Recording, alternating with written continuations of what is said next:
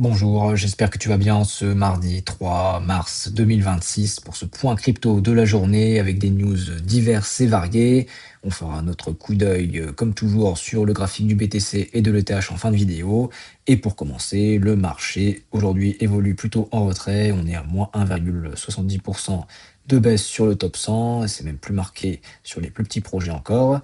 Donc une phase de recul après un pump assez intéressant hier, mais on fait quand même des plus hauts, de plus en plus haut quand même. Donc on va voir ça en fin de vidéo, comment ça va se comporter, parce que ça commence à frémir tout doucement.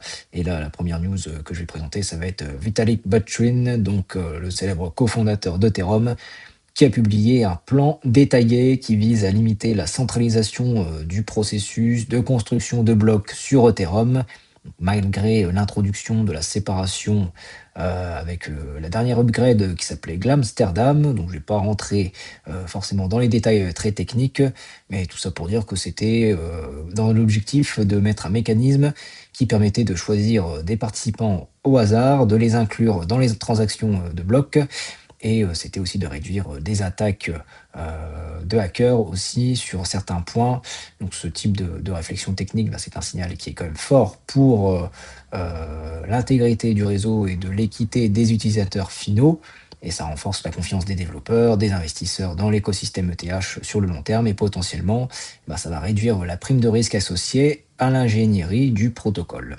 Un petit tour en Turquie où le parti au pouvoir a soumis un projet de loi qui vise à introduire une taxe sur les gains de cryptoactifs à hauteur de 10%. Donc ce serait prélevé trimestriellement sur les plateformes autorisées, et la mesure inclut également une taxe de transaction de 0,03% pour les prestataires de services crypto intermédiaires. Et ça donne aussi le pouvoir au président d'ajuster le taux jusqu'à 20%. Donc ça veut dire qu'une transaction, vous pourrez être taxé à 20% dessus, ce qui est quand même énorme. Donc toutes les transactions effectuées en dehors des plateformes régulées seraient imposées via déclaration annuelle, et cela intervient alors que la Turquie affiche l'un des volumes de transactions crypto les plus élevés au monde. Donc c'est porté par l'inflation et la dépréciation de la monnaie locale. Donc une taxe crypto peut légitimer l'activité pour les investisseurs institutionnels, mais si elle semble trop précoce ou trop lourde, elle pourrait dissuader l'usage local, détourner l'activité vers des plateformes non régulées et freiner l'adoption plutôt que de l'encourager. TD Securities met en avant l'initiative de la New York Stock Exchange pour lancer un système alternatif de négociation d'actions tokenisées qui utiliserait la blockchain. Donc ça permettrait potentiellement un trading en continu, toute la journée, toute heure confondue, avec des règlements quasi instantanés. Donc ça, c'est sous réserve d'approbation réglementaire. Donc plutôt que de créer un marché crypto totalement séparé, cette plateforme intégrerait des règles de marché traditionnel tout en ajoutant l'infrastructure de règlement blockchain. Alors bien que les volumes initiaux puissent être assimilés à du retail, l'impact structurel pourrait affecter les heures de trading, la gestion des garanties, les cycles de règlement et la liquidité institutionnelle. Donc ce mouvement montre bien que la tokenisation n'est plus une idée marginale, ça devient un élément concret de l'infrastructure financière traditionnelle, et cela pourrait accélérer l'entrée des flux institutionnels vers des produits hybrides, mais aussi renforcer la convergence entre la TradFi et la crypto. Bon, et bien sûr, actuellement, l'incontournable, c'est l'Iran. Apparemment, les flux sortants en crypto depuis l'Iran ont bondi de 700% en quelques minutes après les frappes aériennes de ce week-end. Donc les données montrent un pic brutal de transfert vers des exchanges et des portefeuilles externes, donc ce qui suggère un réflexe de fuite vers des actifs numériques en période de choc géopolitique. L'Iran est déjà soumis à des sanctions internationales et elle utilise déjà fortement les cryptoactifs pour contourner certaines restrictions financières, ce qui rend ces mouvements particulièrement significatifs. Donc cette dynamique illustre une fois de plus le rôle du Bitcoin et des stablecoins comme actifs de fuite en situation de crise, mais elle renforce aussi le risque de surveillance accrue et de pression réglementaire internationale sur les flux crypto liés aux zones sous sanctions. Et là, on retourne aux États-Unis. Tether aurait collaboré avec Anchorage Digital et Deloitte dans le cadre d'un rapport concernant les réserves soutenant son stablecoin. Donc, l'objectif affiché est d'améliorer la transparence et la crédibilité institutionnelle autour des actifs garantissant l'USDT. Cette initiative intervient dans un contexte où la pression réglementaire mondiale sur les émetteurs de stablecoin continue d'augmenter, Tout mouvement vers davantage d'audits et de conformité renforce la solidité perçue des stablecoins dominants. Si Tether parvient à consolider sa crédibilité auprès des régulateurs et institutions, cela pourrait réduire la prime de risque systémique associée à l'USDT, qui reste centrale dans la liquidité crypto mondiale. Un hacker éthique qu'on appelle un white hat est parvenu à récupérer environ 2,26 millions de dollars suite à un hack du protocole Fumcash. L'attaque exploitait une vulnérabilité du smart contract, ce qui entraînait une perte rapide de fonds avant l'intervention du White Hat en question. Donc les fonds ont été restitués, limitant l'impact financier direct pour les utilisateurs. Donc même si la restitution est positive, cet épisode rappelle que le risque technologique reste omniprésent en DeFi. À court terme, ces événements pèsent sur la confiance retail, mais la rapidité d'intervention peut aussi démontrer une maturité croissante des mécanismes de gestion de crise dans l'écosystème. Et un petit coup d'œil sur l'écosystème ETF, donc les produits négociés en bourse sur les ETP, donc liés aux cryptoactifs, ont enregistré environ 1 milliard de dollars d'entrées, mettant fin à une série de 5 semaines consécutives de sorties nettes.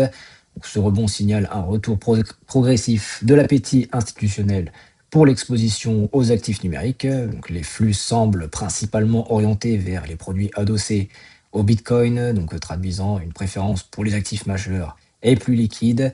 Donc le retour des flux institutionnels est souvent un indicateur avancé du sentiment global. Si cette dynamique se confirme sur plusieurs semaines, cela pourrait marquer un changement de cycle à court terme, avec un repositionnement stratégique des investisseurs après une phase de consolidation.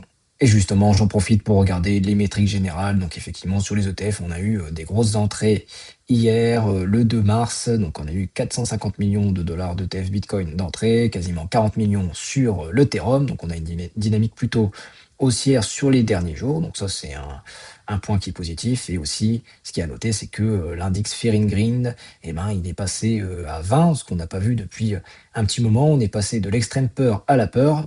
Et ça, c'est quelque chose qu'on n'a pas vu depuis le 1er février. On est passé en extrême peur depuis début février, ce qui correspond à la chute qu'on a eue sur le cours du Bitcoin en particulier. Et là, avec les remontées qu'on en a eues récemment, eh ben, on est dans un sentiment qui est déjà plus positif, même s'il y a encore un gros bonhomme de chemin à faire. Et quand je regarde le graphique du Bitcoin, eh ben, effectivement, on a quand même un BTC qui est résilient malgré le contexte international de crise, avec des marchés qui commencent à baisser, mis à part sur le pétrole qui est en train de flamber tout doucement. On est passé vers les 78 dollars, j'ai vu sur le baril.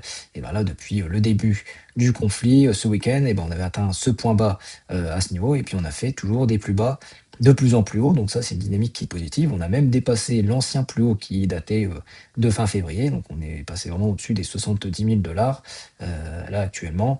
Donc là, on est en train de venir taper au fur et à mesure sur la résistance. Et puis à un moment, ça finit par breaker. Et à force de taper dessus, et ça se brise. Donc on avait une résistance qui était plutôt oblique à ce niveau. Et puis bon, on est passé un petit peu au-dessus avec les excès de marché. Là, on a réintégré à l'intérieur du range qu'on a depuis début février. Mais là, actuellement, on est dans une dynamique qui est sur le court terme, qui est haussière et qui pourrait finir finalement de transpercer notre résistance vers les 72 000 que j'indique depuis déjà plusieurs jours, et qui a le gap au niveau des 80 000, 84 000 que j'ai indiqué aussi dans les précédentes vidéos.